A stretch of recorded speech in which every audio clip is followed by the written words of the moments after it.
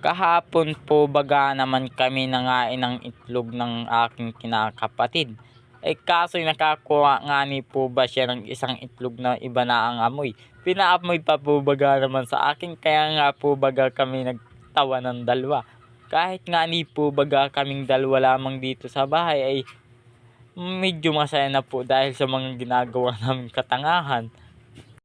Sabi ko baga naman sa kanya itapon na lamang niya, at dahil mabaho na nga ni po baga ay baka kainin pa po niya.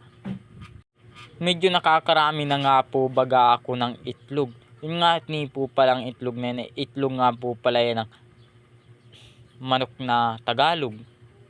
Kung hindi po pa baga kayo nakakakain ng itlog ng Tagalog na manok ay masarap nga ni po baga yan nga ni. At dito nga ni po bagay nakakarami na rin po yung aking kinakapatid ng itlog ng Tagalog. Kaya nga ni po baga kaming dalawa'y busog na, kahit kami dalawa'y nagapakabusog po para tumabang nga ni po baga. Medyo nahihirapan nga ni po baga magbalat ng itlog ng manok na iyan, kung bakit ganyang kahirap po baga. Kahit po baga nga ni mahirap magbalat ay inapagtiyagaan nga ni po bagat masarap po ba yung itlog na Tagalog na manok. Pasensya na po kayo sa pagbo-voice over ko, at dahil hindi po ako sanay mag-voice over medyo na dyan nga ni po pala yung pagkarami-rami nga ni po baga niyang itlog na yan ay hindi po baga namin maubos-ubos. Tinirahan po namin yung aking bayawin ng itlog, at po baka po bagay magalit ay siya po ang nagpaluto niyan.